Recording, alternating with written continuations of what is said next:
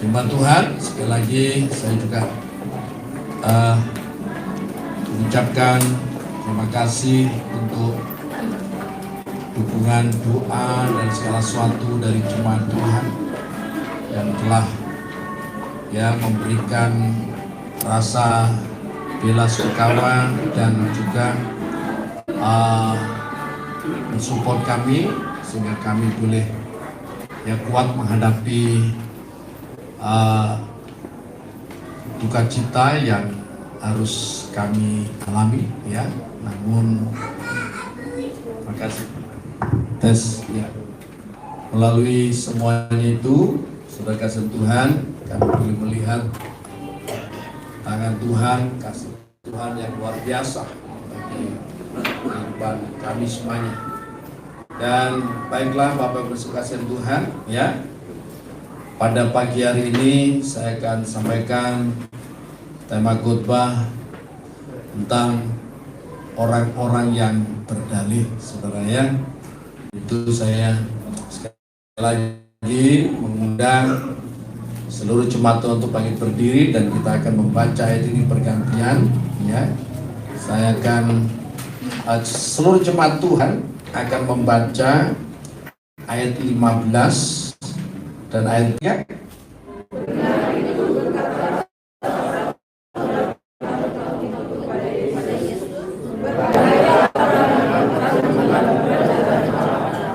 Ayat 16, tetapi Yesus berkata kepadanya, ada seorang mengadakan perjamuan besar dan ia mengundang banyak orang. 17. Menjelang perjamuan itu dimulai, ia suruh hambanya mengatakan kepada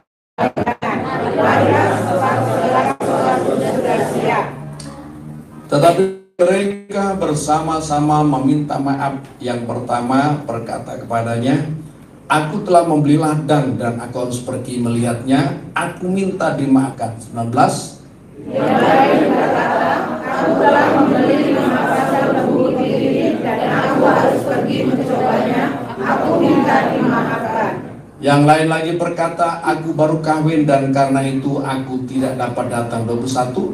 Maka kembalilah hamba itu dan menyampaikan semuanya itu kepada tuannya. Lalu murkalah tuan rumah itu dan berkata kepada hambanya, pergilah dengan segera ke segala jalan dan lorong kota dan bawalah kemari orang-orang miskin dan orang-orang cacat dan orang-orang buta dan orang-orang lumpuh.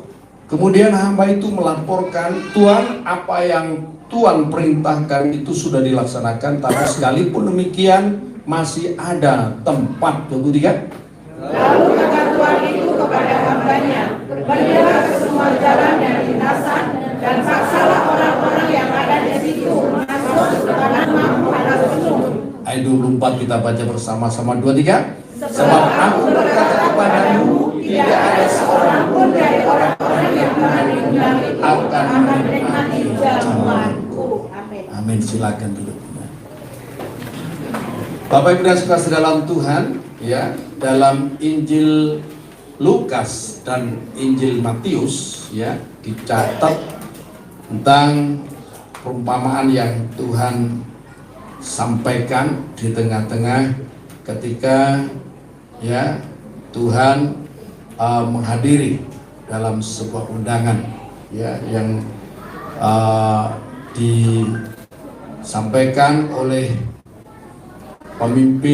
salah satu pemimpin orang Farisi, mazhab Farisi pada zaman itu.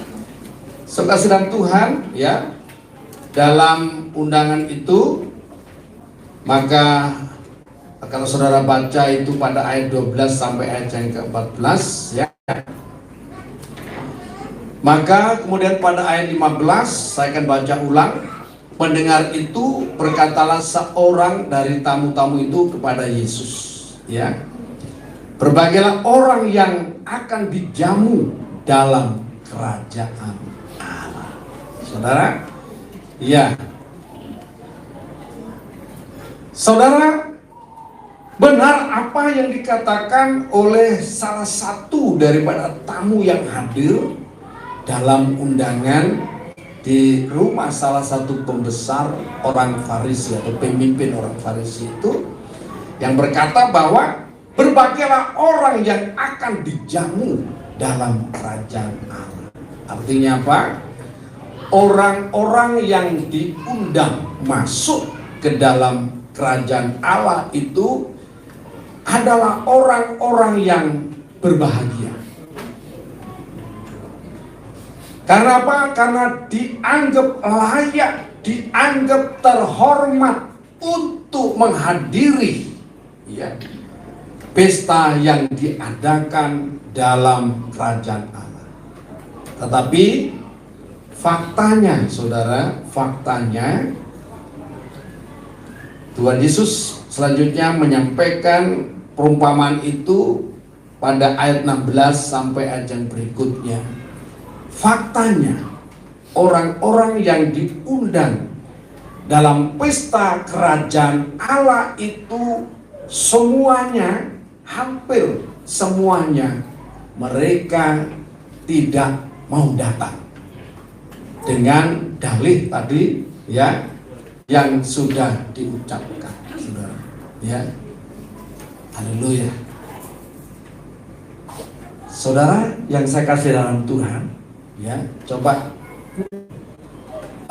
kalau saudara mendapat undangan, misalkan Pak Gubernur Bali punya mantu, saudara, ya, mantu.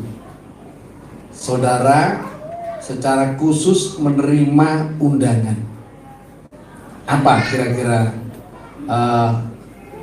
respon saudara? Ya, 2 minggu sebelum pesta diadakan, saudara terima kartu undangan untuk menghadiri, apalagi ditulis itu ya, ya VIP gitu ya. Waduh, gitu ya. Ya, very important person. Ini orang yang penting, orang yang sangat penting masuk dalam kelompok itu. Saya percaya bahwa saudara yang pertama terima, waduh, bangga saudara. Yang kedua, saudara pasti akan juga tidak mungkin berdiam diri.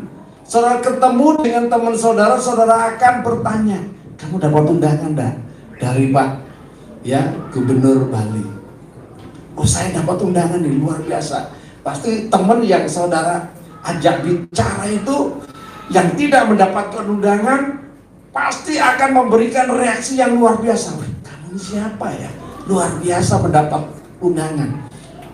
Bisa nggak kira-kira saya mendapatkan undangan?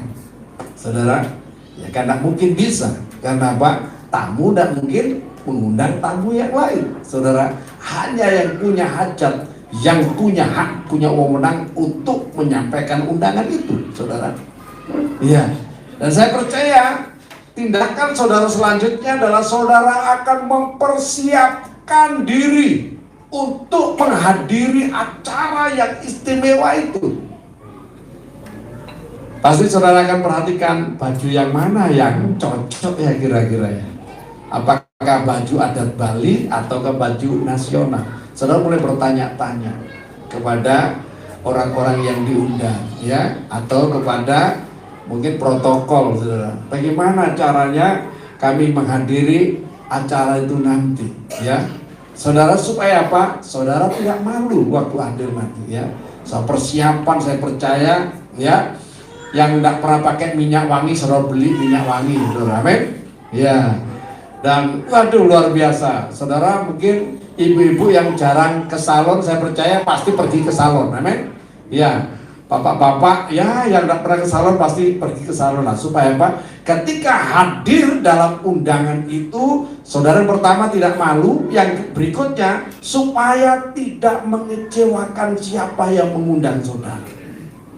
Ya, saya bersyukur ketika pernikahan anak kami ya, dan waktu itu menjelang COVID ya, dan luar biasa Tuhan turut bekerja, dan luar biasa juga seluruh jemaat Tuhan hadir, dan seluruh tamu-tamu undangan juga hadir, dan teman-teman kami yang tidak sempat kami undang ya, rupanya mereka juga protes.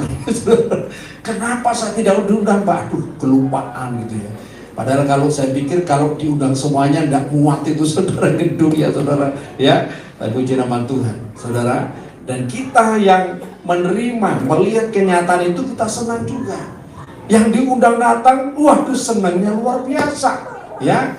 Yang diundang juga senang, artinya apa? Terjadi satu pesta sukacita yang besar, baik yang diundang maupun yang mengundang. Tapi anehnya saudara, pada semua orang kan senang kalau bicara pada kerajaan Allah, ya, kerajaan Allah. Kerajaan Allah itu adalah puncak kebahagiaan, puncak kemewahan, puncak sukacita. Itu berbicara tentang puncak-puncak segala sesuatu yang baik. Dan setiap orang memimpikan hadir dalam ya pesta kerajaan Allah. Tetapi perhatikan orang-orang yang diundang ini, ya, kalau boleh saya katakan, ya, mereka tidak sekedar tidak menghargai yang mengundang, tetapi mereka benar-benar meremehkan. Dan dalam bahasa Surabaya itu wong-wong ini wong-wong berikili, ya saudara. Coba saudara, orang diundang luar biasa, dia katakan ya ayat 18, tetapi mereka bersama-sama meminta maaf, ya. Yang pertama berkata kepadanya, aku telah membeli ladang dan aku harus pergi melihatnya, aku minta dimaafkan. Betapa banyaknya saat ini orang-orang yang minta dimaafkan. Amin. Ya. Dalam hal ini tidak ada maaf. Amin. Loh iya betul loh, rupanya tidak ada maaf. Kalau orang bersalah dimaafkan, tapi orang yang menolak undangan ini berbahaya, saudara. Orang yang menolak undangan kerajaan Allah. Perhatikan siapakah yang dimaksud. Ini orang-orang yang menolak undangan untuk menghadiri pesta dalam kerajaan Allah, ya. Ya. Yang pertama jelas ini, ya, perumpamaan ini ditujukan kepada orang-orang Israel. Tuhan Yesus hadir untuk mendirikan kerajaan Allah. Dimulainya kerajaan Allah di muka bumi. Saudara, saudara Tuhan, dan yang pertama-tama yang mendapatkan kehormatan untuk menikmati kerajaan Allah, ya, ini adalah bangsa Israel. Tuhan Yesus berkata kepada seorang ibu yang anaknya sakit dan minta tolong, ya, orang Sirofenisia, ya, dia berteriak-teriak minta tolong, ya. Kemudian apa jawaban Tuhan Yesus? Sekalipun hanya menguji, ya, aku diutus kepada domba-domba hilang dari umat Israel, ya, ya. Kemudian Tuhan Yesus berkata, tidak baik roti yang untuk anak itu diberikan kepada, ya, maaf, anjing, ya. Tetapi ibu ini berkata, benar Tuhan, tetapi anjing itu makan remah-remah roti yang jatuh dari meja tuannya. Dari situ Tuhan langsung tergerak, ya, luar biasa. Dan dikatakan, ya, jadilah menurut iman. Maka mujizat terjadi kepada ibu ini, ya, yang memang bukan prioritas untuk menerima, ya, berkat dari kerajaan Allah. Sehingga ibu itu mengalami sukacita yang besar satu keluarga, dan ibu ini diterima, ya, dalam pesta kerajaan Allah. Tetapi perhatikan, orang-orang Israel yang menjadi prioritas, menjadi sasaran daripada Tuhan untuk dikenyangkan dalam pesta kerajaan Allah, dalam sukacita yang besar, mereka menolak Kristus. Memang kita semuanya tahu bahwa para murid Tuhan Yesus, ya, seluruhnya adalah orang-orang Yahudi, ya, walaupun kebanyakan dari orang-orang Galilea, ya. Mereka orang-orang Yahudi. Tetapi sebagian besar daripada orang-orang Israel menolak Yesus. Ya, menolak Yesus. Menolak berarti menolak kerajaan Allah. Dan bahkan mereka menyalibkan. Ketika Yesus diadili di halaman Pilatus, saudara, maka Pilatus mengingatkan bahwa setiap kali mau Paskah, itu diberikan satu pemerintah Romawi memberikan remisi, bahkan memberikan orang-orang yang hukuman itu kelepasan, bebas murni, dan dia menginginkan supaya orang-orang Yahudi milih Yesus ini dibebaskan. Tetapi mereka berteriak, salibkan dia, dan minta supaya Barabas penjahat itu dibebaskan. Dan seperti inilah zaman sekarang juga, saudara, orang benar katakan salibkan dia, sedangkan penjahat dipilih. Dan begitu, saudara. Saudara Tuhan, akhirnya kita semuanya tahu Yesus akhirnya dijatuh hukuman mati dan disalibkan. Saudara, selanjutnya apa yang terjadi, saudara? Sekalipun Yesus sudah disalibkan dan kemudian Yesus bangkit, hidup dan naik ke surga, tetapi sebenarnya kesempatan itu masih diberikan kepada orang-orang Israel untuk mereka menerima kerajaan Allah. Namun kita semuanya tahu, setelah Yesus naik ke surga, 10 hari setelah Yesus naik ke surga, hari itu hari Pentakosta besar, memang terjadi satu kegerakan rohani yang besar. Terjadi pesta rohani, pesta kerajaan surga, di mana orang-orang yang menanti-nantikan janji Tuhan. Para murid, ada 120 murid yang kumpul di loteng Yerusalem waktu itu mendapat lawatan daripada Roh Tuhan, dan mereka semua penuh Roh Kudus, dan di situ dimulai satu kegerakan yang besar. Dan hari itu, di hari Pentakosta, Petrus sekali berkhotbah, 5.000 orang bertobat. 5.000 orang bertobat. Terjadi pesta rohani yang sangat besar. Orang-orang mengalami sukacita yang luar biasa. Saudara, apa sih kerajaan Allah itu, saudara? Nah, nanti saya akan jelaskan lebih jauh, saudara. Apa sih kerajaan Allah itu? Kita lihat dulu dalam Roma, tolong tayangkan dulu Roma pasal 14 ayat yang ke-17 itu. Kita akan baca bersama-sama. Roma pasal 14 ayat 17. Roma pasal 14, Kok jauh sekali, kok Esra, Roma. Kita baca bersama-sama, 2, 3.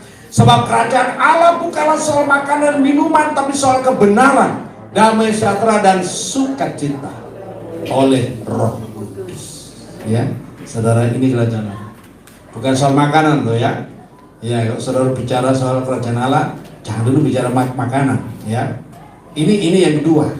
Kalau saudara sudah menemukan kerajaan Allah dan kebenarannya, maka semuanya akan saudara nikmati.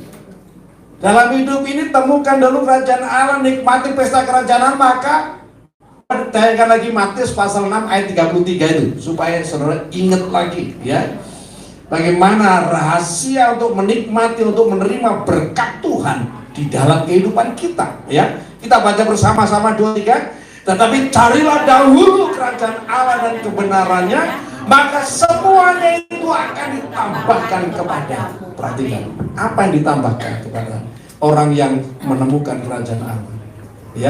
Kebahagiaan dalam hidup ini akan ditambahkan, sukacita dalam hidup ini akan ditambahkan, berkat-berkat dalam hidup ini, berkat rohani, berkat jasmani, akan ditambahkan.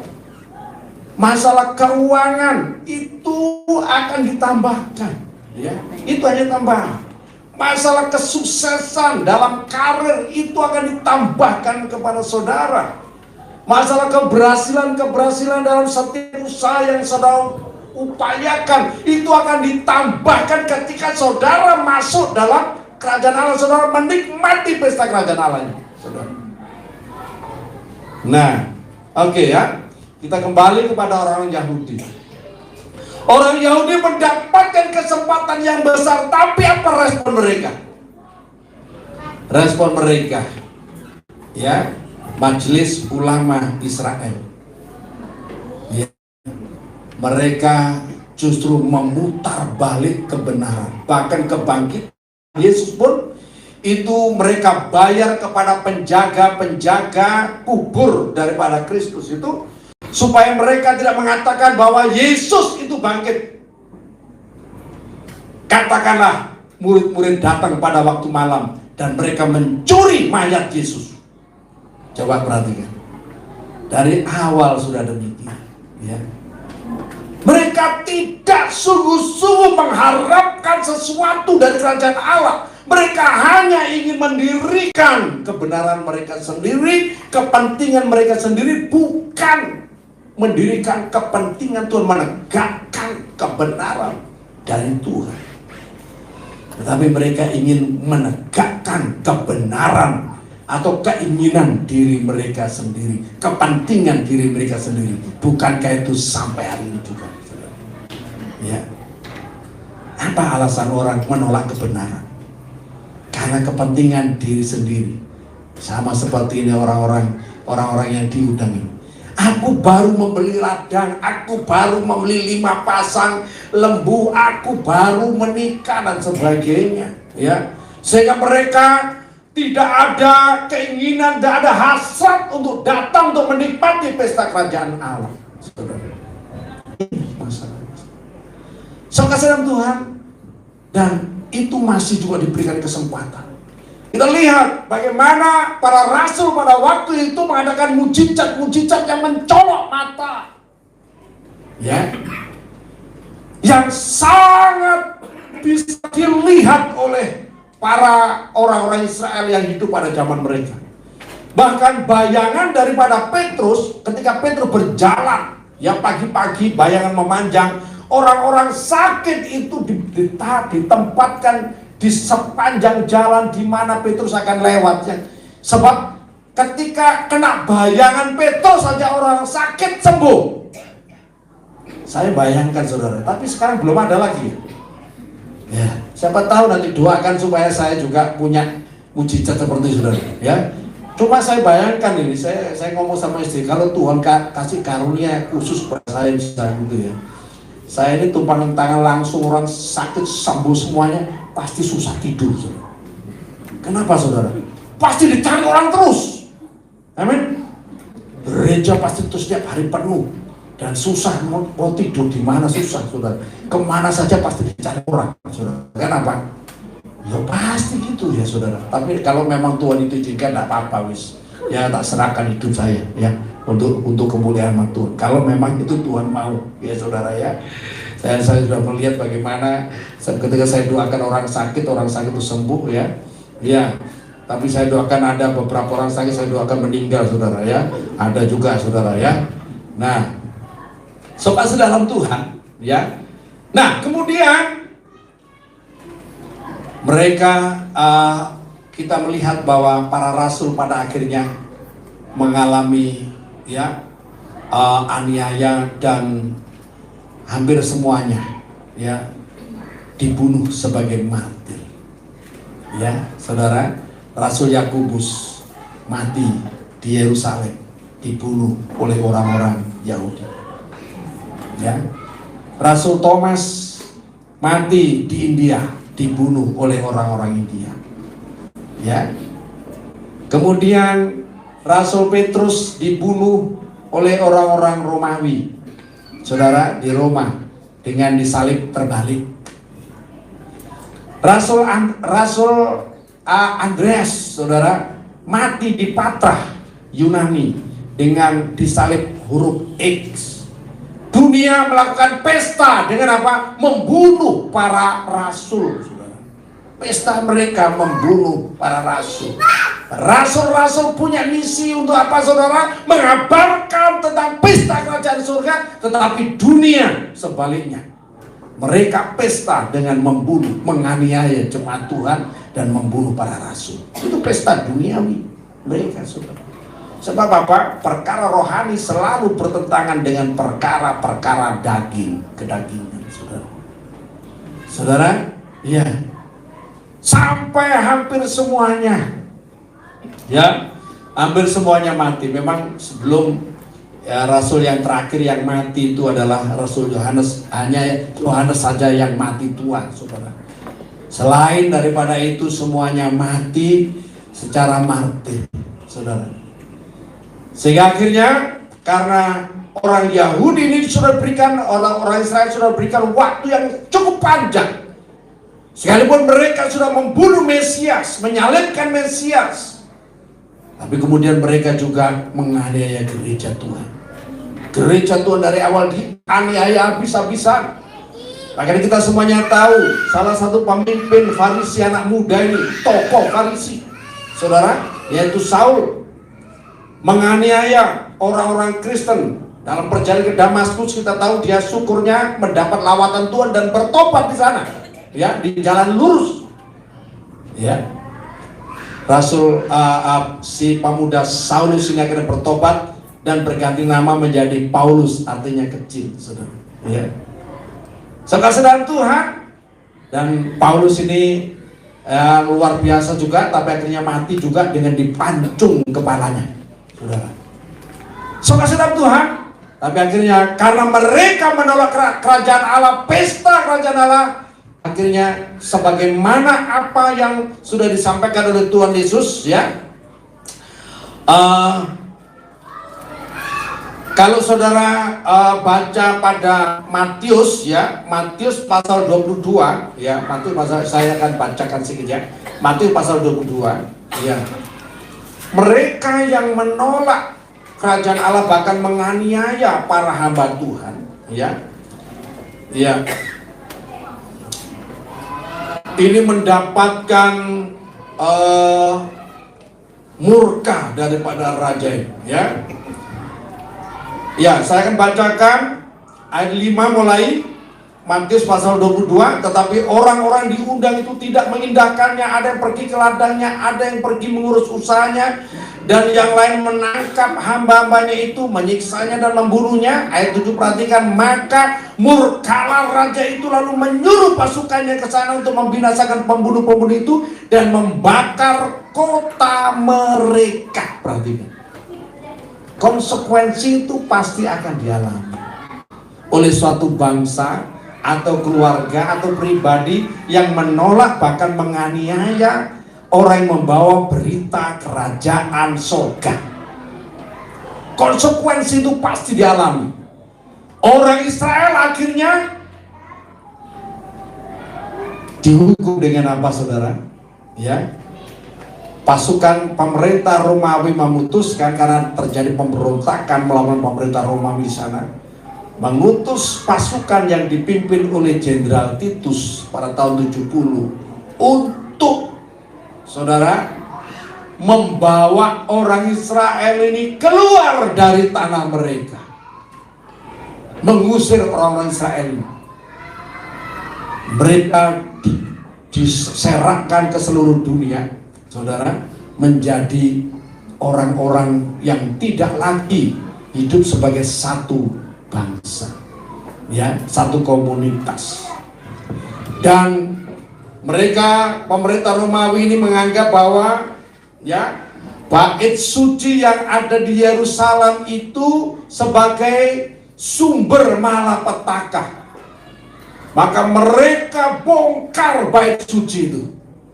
Bait suci yang kedua yang dibangun, ya, di zaman yang dibangun ulang di zaman Esra, zaman Nehemia, dan dibangun lagi di zaman pemerintahan Romawi, saudara, itu tidak lagi dibiarkan batu yang satu tersusun di atas batu yang lainnya, seperti nubuat yang disampaikan oleh Tuhan Yesus sampai hari ini. Bahkan ketika ya pasukan Muslim menaklukkan Yerusalem, mereka tidak menemukan itu bait suci, saudara. Tidak ada itu bait suci. Yang ada di situ bekas bait suci itu dibangun kapel gitu ya, satu gereja kecil ya. Bahkan tempat bait suci itu dijadikan tempat pembuangan sampah. Ngeri, saudara. Tempat yang sangat kudus itu dijadikan tempat pembuangan sampah pada zaman itu, tahun 700 ya sekian itu, saudara. Jadi tempat pembuangan sampah. Makanya ketika pasukan Islam yang menduduki Yerusalem, mereka tidak menemukan bait suci di sana. Memang tembok ratapan itu ada sampai hari ini, memang masih tersisa. Ya, saudara, dan nanti memang kita akan menunggu saatnya bait suci yang ketiga akan dibangun kembali. Ini pasti, saudara. Ya, jadi orang-orang Yahudi sekarang ini sudah merancang segala sesuatunya, bahkan ya tabut perjanjian sudah jelas, sudah ditemukan. Bokor-bokor penyiraman ya, apa semuanya sudah ditemukan. Bahkan ya 7 kaki Dian ini ya ini menorah-menorah sudah ditemukan semuanya, tinggal siap untuk dikirimkan. Dan semua saya dengar itu sudah tinggal siap saja. Bahkan lembu merah sebagai untuk abu lembu nanti diperabukan sebagian lembu merah total ini, saudara.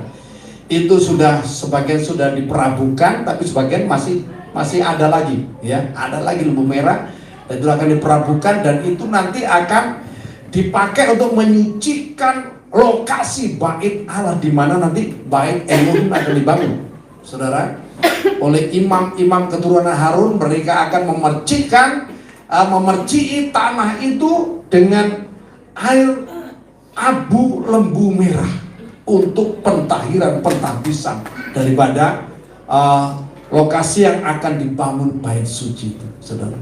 Oke, saya ingatkan lagi. Ini karena kita sudah ada di akhir zaman nih, saudara, ya. Dan nanti, saudara, pada zaman itu ya, ini zaman ini sebenarnya. Iya, pertobatan ya, Injil ini akan semakin mendapatkan pintu untuk masuk ke dalam bangsa-bangsa yang tertutup, bangsa-bangsa yang bertembok tinggi, yang membentengi mereka untuk menerima berita Injil itu nanti terbuka. Melalui apa, saudara? Melalui internet.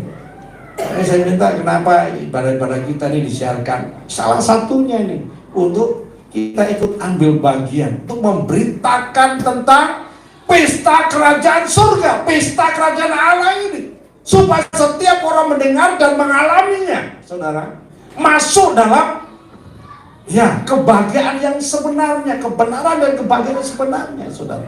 Ini yang kita rindukan. Jadi menjelang kedatangan Tuhan Yesus akan terjadi pertobatan yang besar-besaran, tetapi jangan lupa akan juga menjelang kedatangan, mendekati kedatangan Tuhan yang berikutnya. Ya, yang kedua kali itu juga terjadi murtad. Hati-hati. Saya minta jangan kaget kalau nanti saudara mendengar, melihat ada orang-orang Kristen yang murtad meninggalkan imannya kepada Tuhan Yesus.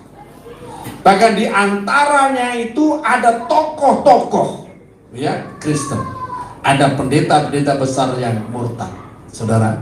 Bahkan ada orang-orang yang bergelar akademis ya, mungkin S3, S4, S5 ya, saudara, itu bisa murtad, saudara. Ya, murtad. Jangan saudara kaget dengan hal itu. Saya sudah bicara jauh-jauh hari supaya apa? Ketika hal itu terjadi, saudara tidak kecewa dan meninggalkan Tuhan, ikut-ikutan murtad, tidak. Ya, saudara harus memiliki kebenaran dan berpegang pada kebenaran. Saudara, orang Israel akhirnya disalahkan di seluruh dunia sebagai akibat konsekuensi daripada bukan hanya mereka menolak undangan ikut hadir dalam pesta kerajaan surga, tetapi mereka menganiaya orang-orang yang membawa berita tentang kebaikan, berita sukacita tentang pesta kerajaan surga, yaitu berita Injil. Penginjil itu adalah pembawa berita sukacita pesta kerajaan surga, kerajaan Allah. Ya. Injil itu artinya itu berita sukacita. Sukacita itu bahwa undangan untuk orang bisa menikmati pesta kerajaan Allah. Saudara, kemudian yang berikutnya apa, saudara? Yang berikutnya adalah orang-orang Kristen. Jangan pikir orang Kristen itu aman-aman semua. Perhatikan. Ya. Ada firman Tuhan mengatakan bahwa tertulis ya, banyak yang dipanggil, tetapi sedikit yang dipilih. Saudara, perhatikan. Saya katakan bahwa yang diselamatkan nanti sedikit saja, enggak. Ya. Kata raja itu, rumahku harus penuh, semua hidangan sudah disiapkan, semua tempat untuk tamu-tamu sudah disiapkan, dan semuanya itu harus penuh. Artinya apa? Kerajaan surga itu punya kuota, amin. Ada kuotanya loh, saudara. Saya dan saudara sekarang ini sudah dipilih oleh Tuhan, ya, untuk menikmati pesta kerajaan Allah dan untuk masuk ke dalam ya kerajaan surga, menjadi warga kerajaan surga, dan itu ada kuotanya. Namun perhatikan, ada banyak orang Kristen ya yang pada akhirnya nanti memiliki pandangan, memiliki sikap yang sama dengan yang dilakukan oleh orang-orang Israel. Mereka bahwa perkara-perkara rohani tidak terlalu penting. Ya, perkara-perkara rohani tidak terlalu penting. Mereka mementingkan perkara-perkara duniawi.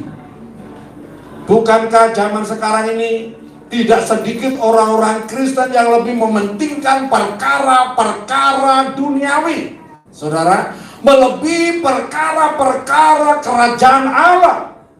Kerajaan Allah berbicara mengenai kebenaran, damai sejahtera, dan sukacita oleh Roh Kudus. Tapi ada begitu banyak orang Kristen yang tidak peduli lagi dengan kebenaran, ya, tidak peduli lagi dengan damai sejahtera yang daripada Tuhan. Yang penting aman bagi dirinya untuk sekarang ini. Tapi damai sejahtera yang daripada Tuhan tidak dia perlukan, tidak dia utamakan, bukan kebutuhan yang utama. Tetapi bagaimana yang penting duit banyak itu damai, amin. Ya. Kantongnya tebel, duit di rekening banyak, wis itu tenang, aman, amin. Loh iya begitu, ada begitu banyak orang berpikir demikian. Ya. Ya. Perusahaannya tambah banyak, aman lah. Wis masalah nanti surga atau neraka itu itu urusan nanti, yang penting sekarang ini aman, nikmat, amin. Ya, banyak orang yang berpikiran demikian, saudara. Sehingga tidak terlalu penting perkara-perkara kerajaan Allah. Tidak terlalu menarik hati mereka perkara-perkara ibadah. Nah sekarang ini, saudara, lihat, ya, apa sih kerajaan Allah itu wujudnya apa sekarang ini? Yang pertama, pesta kerajaan Allah itu adalah ibadah. Ibadahnya adalah wujud pesta kerajaan Allah, di mana kita bertemu dengan Tuhan ketika kita datang beribadah. Itu pentingnya. Ibadah itu bagi Tuhan sesuatu yang sangat penting. Bukan hanya untuk kita, tapi untuk Tuhan juga penting. Kenapa? Tuhan hadir dalam ibadah kita. Amin. Saudara, saya minta tayangkan 1 Timotius pasal 3 ayat 16 itu ya. Kita baca bersama-sama ya. 1 Timotius pasal 3 ayat 16. Ya. 1, 2, 3. Dan sesungguhnya agunglah dibenarkan dalam roh, yang menampakkan dirinya kepada malaikat-malaikat, diberitakan di antara bangsa-bangsa tidak mengenal Allah, yang dipercaya dalam dunia, diangkat dalam kemuliaan. Berarti agunglah rahasia ibadah kita. Kenapa? Ibadah kita itu dihadiri secara langsung, bukan malaikat saja yang hadir. Saya setiap ibadah beberapa kali ada jemaat Tuhan yang secara kasat mata melihat, nggak tahu kasat mata atau secara spirit itu melihat waktu kita menyembah Tuhan, jemaat memuji Tuhan, malaikat itu yang berputar-putar menari-menari di sini, saudara. Dan bahkan ketika ada tamu juga, waktu itu ada pengkhotbah tamu, setelah ibadah dia cerita sama Pak, luar biasa. Saya melihat ada malaikat Tuhan yang menari-nari bersama dengan jemaat di tempat ini, Pak. Ketika kita memuji Tuhan, mungkin kita sederhana dan kita mungkin tidak merasakan juga, tidak melihat, tetapi percayalah bahwa secara rohani Tuhan hadir bersama dengan para malaikat dalam setiap ibadah kita, karena itu janjinya kepada kita. Betapa Tuhan rindu datang bertemu dengan saya dan saudara dalam setiap ibadah. Makanya ibadah itu begitu penting, saudara. Dan Tuhan kata, dan itu menjadi hukum yang penting. Hukum yang mengatur hubungan kita dengan Tuhan. Ada 10 hukum. Hukum yang paling utama itu adalah 4 ini, sebenarnya 4 nih. Saya bilang 4 tapi ini 3 dulu, 4 tuh, saudara. Yang pertama, jangan ada padamu Allah lain di hadapanku, jangan membuat patung dan sujud menyembahnya, jangan menyebut nama Tuhan Allahmu dengan sembarangan. Yang keempat, ingat dan kuduskanlah hari Sabat. Ibadah kepada Tuhan. Tapi ada beberapa orang yang tidak memperdulikan, lebih penting usahaku lebih penting, pekerjaanku lebih penting,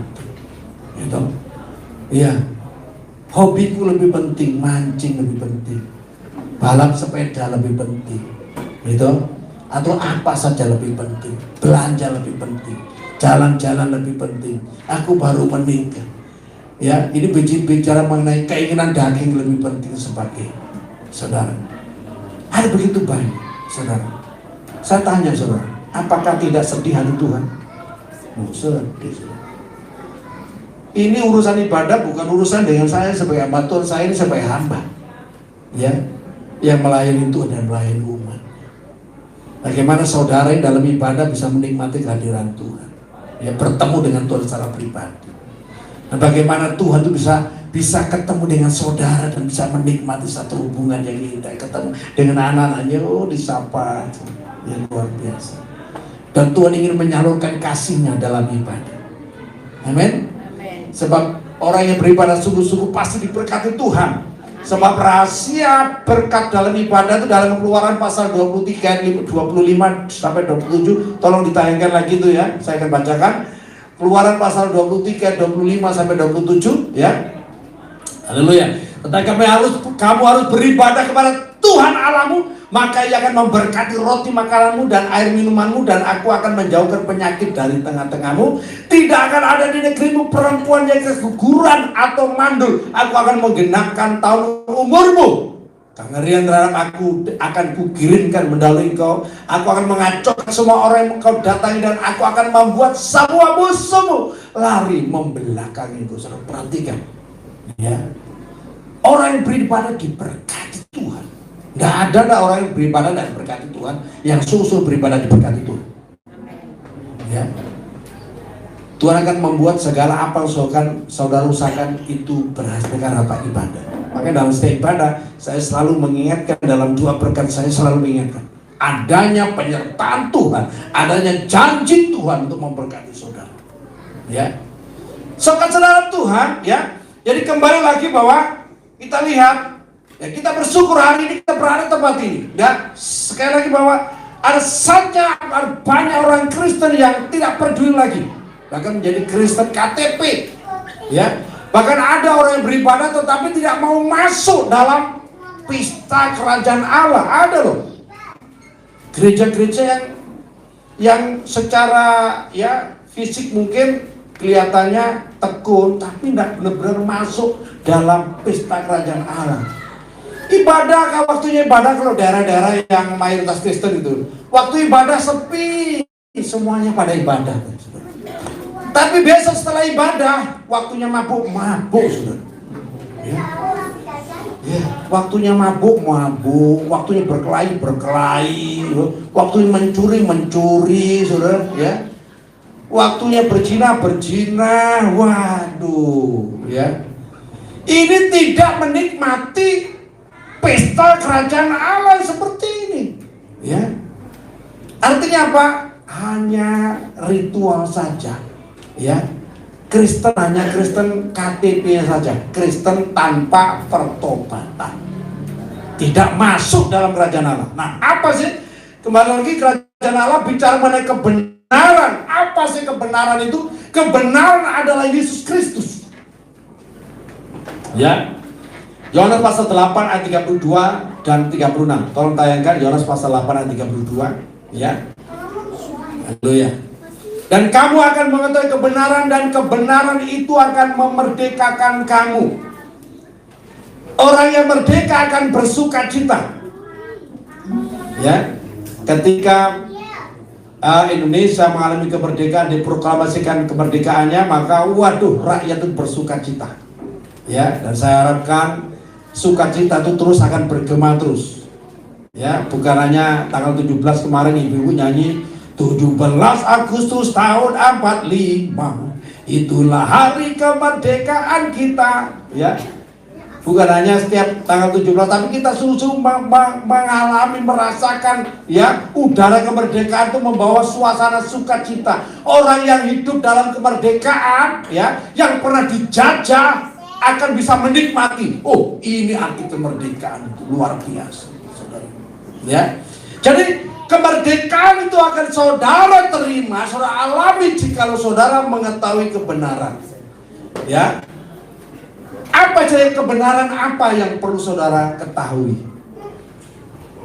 Ya, perhatikan 2 Korintus 5 ayat yang ke-17 mulai sampai ya 21. Ya, 2 Korintus 5. Jadi siapa yang ada dalam Kristus adalah ciptaan baru, yang lama sudah berlalu, sesungguhnya yang baru sudah datang. 18. Dan semuanya ini dari Allah yang dengan perantara Kristus telah mendamaikan kita dengan dirinya dan telah mempercayakan pelayan pendamaian itu kepada kami. Sebab Allah mendamaikan dunia dengan dirinya oleh Kristus dengan tidak memperhitungkan pelanggaran mereka. Ia telah mempercayakan berita pendamaian itu kepada kami. Ya, lanjut 21, ya. Ya. Dia yang tidak mengenal dosa telah dibuat menjadi dosa karena kita, supaya dalam Dia kita dibenarkan oleh Allah. Perhatikan. Ya. Di dalam Kristus Yesus Kristus datang, Dia sang firman yang menciptakan segala sesuatu, tapi pada akhir zaman Dia hadir sebagai anak manusia, dilahirkan oleh perawan Maria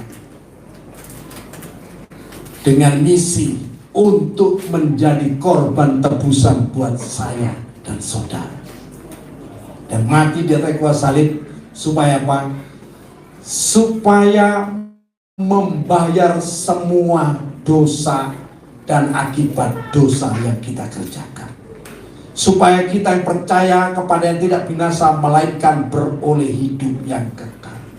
Ya, supaya di dalam Dia kita memilih hidup dan memilikinya dalam segala kelimpahan. Itu tujuan Kristus datang ke dunia. Ini berita Injil. Jadi Injil itu bukan berupa tulisan yang turun dari surga, kita belum diterima oleh Yesus. Bukan, saudara. Injil itu adalah Yesus itu sendiri. Ya, ya, karya Allah di dalam Yesus Kristus untuk membebaskan kita dari dosa dan maut, dari kematian dan hukuman neraka, dan menjadikan kita anak Allah, menjadikan kita merdeka, menjadikan kita anak-anak Allah, pewaris dari semua janji Allah, dan menjadi warga kerajaan surga. Itulah berita. Ya, jadi kalau saudara mengatakan kebenaran ini, saudara merdeka. Saudara tidak lagi berpikir bahwa saya orang berdosa ditanggung terus dengan dosa. Enggak, saudara. Saudara tidak berpikir lagi, oh saya ini orang berdosa, wajar hidup dalam dosa. Tidak. Saudara sudah diberikan kemerdekaan, sudah diampuni segala dosa saudara, dikuduskan. Makanya saya tuliskan menjadi satu lagu apa yang dituliskan oleh Rasul Petrus dalam 1 Petrus pasal 2:9 itu, kamulah bangsa yang terpilih, imamat rajani, bangsa yang kudus, umat kepunyaan Allah sendiri. Supaya apa? Supaya saudara sadar mengerti siapakah status saudara di dalam Kristus Yesus ketika saudara percaya kepada Tuhan Yesus. Saudara adalah umat pilihan daripada Allah. Tolong ditayangkan 1 Petrus pasal 2:9 itu, supaya terus dibaca sama kita, diingat oleh kita, ya. 1 Petrus pasal 2, ya, ayat yang ke-9. Ya, kok lama kali, ya. Haleluya. Yang baca Alkitab masing-masing aja, ya. So, kasih dalam Tuhan Yesus Kristus, ya. Nah, itu yang harus kita mengerti supaya sungguh-sungguh merdeka, sehingga saudara bisa hidup sebagai anak-anak Allah, hidup sebagai orang merdeka, tidak menyalahkan kemerdekaan itu, menyalahgunakan kemerdekaan, tapi sungguh-sungguh saudara hidup dalam kemerdekaan untuk melayani Tuhan. Tidak ketemu ya 1 Petrus pasal 2:9, saudara, ya. Haleluya. Nah, kemudian saudara, damai sejahtera. Kerajaan Allah itu bicara soal damai sejahtera. Ya, damai sejahtera itu akibat saudara dibenarkan, didamaikan oleh Allah. Ya, Yesaya pasal 32:17, di mana ada kebenaran di situ akan tumbuh damai sejahtera, dan akibat daripada kebenaran itu ialah ketenangan dan ketentraman untuk selama-lamanya. Ya, saudara, bagi saudara kita yang sedang mengalami peperangan, kebutuhan yang paling utama itu bukan makanan, bukan uang, bukan rumah mewah, tapi apa? Damai sejahtera. Saudara, damai sejahtera. Dan damai sejahtera itu hanya saudara bisa peroleh di dalam Tuhan Yesus Kristus. Saudara, damai sejahtera tidak tergantung dari keadaan apa yang saudara alami dalam kehidupan ini. Perhatikan Petrus. Ketika Petrus ditangkap dan dipenjarakan karena memberitakan Injil, malam itu datangi malaikat. Apa yang dilihat oleh malaikat? Petrus lagi tidur ngorok. Kenapa orang bisa tidur ngorok dalam keadaan dirantai, di penjara? Kenapa? Ada damai sejahtera di dalam hati. Apapun masalah yang saudara hadapi hari ini, ketika saudara ada damai sejahtera, saudara tetap tenang. Dan damai sejahtera itu membawa ketenangan dalam hidup kita. Waktunya tidur, saudara tetap bisa tidur. Waktunya makan, saudara bisa makan. Orang hidup dalam damai sejahtera makan capung saja sudah nikmat, amin. Apalagi itu makan yang lain-lain, saudara, ya, yang enak-enak. Oh, menikmati juga, ya, ya, karena apa? Ada damai sejahtera. Ya. Saudara, kemudian sukacita oleh Roh Kudus. Nah ini, ya, sukacita oleh Roh Kudus. Pesta kerajaan Allah itu penuh dengan sukacita. Ya, bukan oleh karena gambar Bung Karno. Amin. Ya. Bukan karena yang lain-lain, tapi oleh karena Roh Kudus. Perhatikan ketika murid-murid, ya, menerima Roh Kudus. Ya. Di Kisah Rasul pasal 2, Kisah Rasul pasal 10, Kisah Rasul pasal 13, saudara, ketika Rasul Paulus tumpang tangan atas orang-orang yang menerima Kristus dan menerima baptisan, mereka berkata-kata dalam bahasa roh. Tanda pertama orang dipenuhi Roh Kudus adalah berkata-kata dalam bahasa roh. Itu tanda pertama. Tidak bisa dihilangkan itu. Tapi kalau saudara misalkan begini, ya, saudara dipanggil ada hamba Tuhan yang, ayo saudara sini, saya doakan supaya saudara dipenuhi Roh Kudus, misalkan gitu ya. Saudara ditumpangi tangan, tidak berbahasa roh, terus saudara dipaksa-paksa untuk berbahasa roh. Ayo, julurkan lidahnya. Dulu ada begitu, julurkan lidahnya. Mer. Akhirnya dipegang lidahnya, digambar salib. Pikir tangannya itu bersih enggak kira-kira? Ngeri sudah. Yang begini-begini tidak boleh ada di sini. Loh saya itu loh tumpang tangan kadang-kadang dari Jawa orang tuh langsung berkata-kata dalam bahasa roh. Waktu saya di Flores tahun 94, saya hanya diundang satu keluarga itu ya, diundang makan malam. Saya diminta berdoa, saya lagi berdoa loh, mereka loh satu keluarga berbahasa roh, kurang apa loh, orang Katolik loh saudara. Orang Katolik bukan tak pendidikan kepala sekolah satu keluarga, ya dengan keluarganya berbahasa roh mereka loh, kaget saya. Luar biasa. Kenapa? Ini pekerjaan Roh Kudus ini. Ya. Apalagi kalau ada orang supaya kalau ada hamba Tuhan kalau mendoakan orang itu tidak tumbang, orang tidak lego. Kadang-kadang orang tuh, aku kepala bagaimana tumbang. Kalau orang diseret kakinya, waduh. Yang begini-begini ini tidak benar, saudara. Ya. Kalau ada lawatan daripada Roh Kudus, tidak usah dikit-dikituin. Orang saya pernah cuma angkat tangan satu gereja gerut penuh semuanya tumbang. Saudara kenapa? Karena itu benar-benar lawatan Roh Kudus, saudara. Nah ini kalau mengalami begini ada sukacita yang benar, sukacita yang besar. Coba kalau saudara didoakan sama orang dah usah kepalanya, kemudian disuruh tumbang-tumbang ketepuk ya, saudara pasti pulang ini apaan ini gitu ya pasti. Tapi kalau saudara benar-benar mengalami lawatan Tuhan, ada urapan Roh Kudus turun atas saudara, saudara berkata-kata dalam nama saudara mungkin ya mengalami ya mungkin tumbang dalam Roh Kudus. Itu pengalaman itu tidak akan hilang, saudara. Wih, luar biasa. Dan itu membawa satu perubahan yang besar untuk saudara. Membawa perubahan yang besar. Hati saudara dipenuhi dengan sukacita dan hati saudara semakin cinta Tuhan. Ya. Saudara akan mau memberi diri dipimpin oleh Roh Kudus. Yang berikutnya itu yang penting itu hidup dipimpin oleh Roh Kudus, tidak lagi dipimpin oleh keinginan daging, tetapi dipimpin oleh keinginan Roh yang membawa saudara terus hidup dalam damai, sejahtera dan kebenaran. Saudara, ya, kasih dalam Tuhan, ya. Jadi marilah kita yang sudah menerima panggilan daripada Tuhan, kita respon. Tidak usah peduli orang lain yang tidak respon dengan panggilan untuk menghadiri pesta kerajaan Allah. Ya, hargai ini, saudara.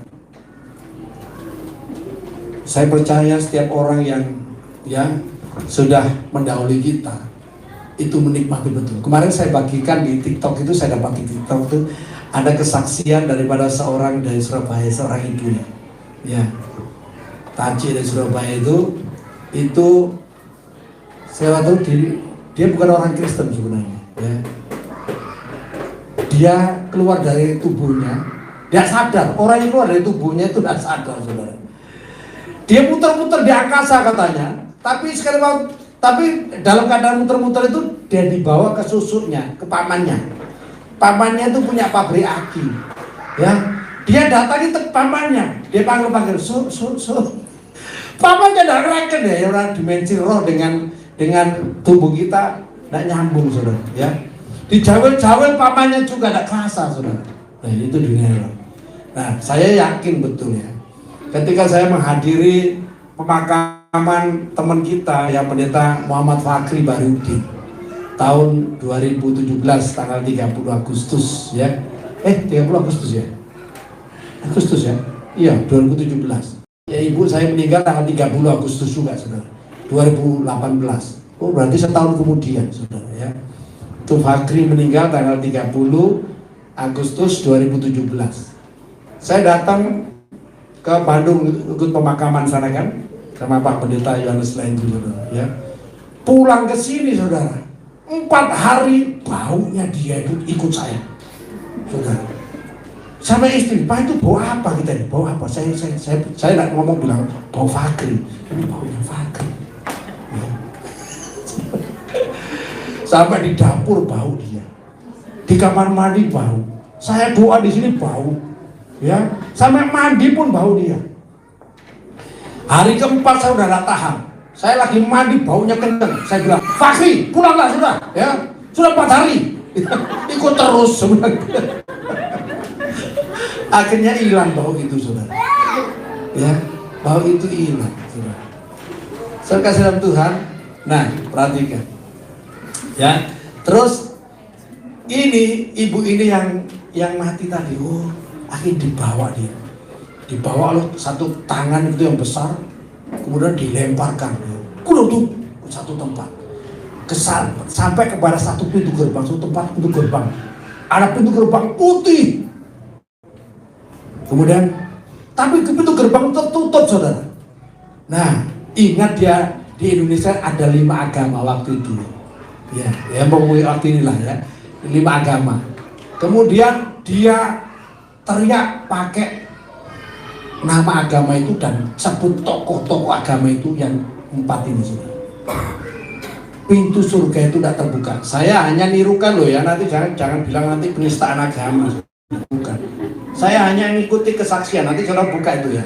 Saya udah bagikan di KPK, grup KPK, grup BBI, anak muda juga itu saya bagikan. Itu kesaksian loh, kesaksian nyata, ya saudara. Nggak terbuka pintu surga itu. Tapi kemudian dia ingat susuknya ini orang Kristen, ya. Dia disuruh sampai dipukul ya, supaya bisa dia ikut ke gereja, nggak mau. Hati-hati nih. Suruh ke gereja nggak mau dia. Sampai dia mati itu. Baru dia ingat, tapi untung dia ingat Tuhan Yesus. Kemudian berseru, Tuhan Yesus ampunilah dosa-dosa saya dan tolonglah saya.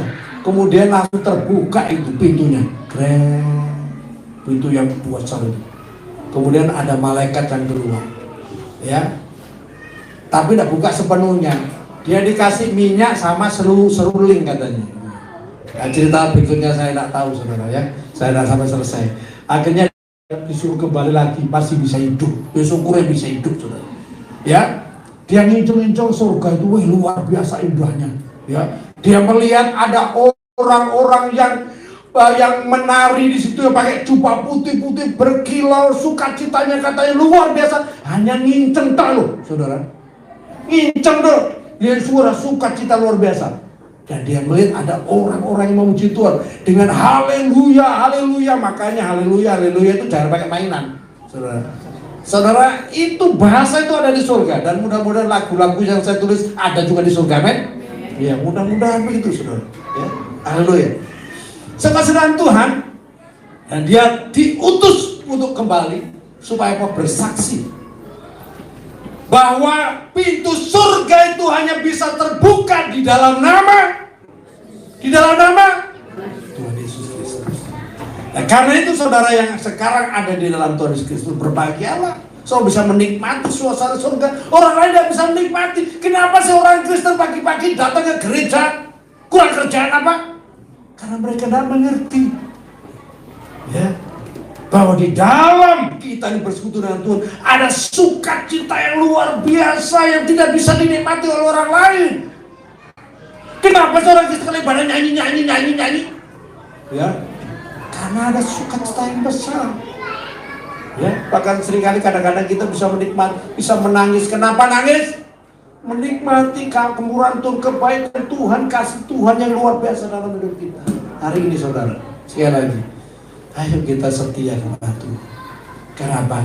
Kita sudah menerima kasih karunia demi kasih karunia dari Kristus. Ya, untuk ibadah kita ini Tuhan sudah membayar bukan dengan kambing, bukan dengan sapi, tetapi dengan anaknya yang tunggal, Yesus Kristus, mati menggantikan saya dan saudara. Dan oleh darah Yesus kita sekarang punya keberanian untuk menghadap takhta kasih karunia. Tuhan Yesus memberkati saudara. Amin.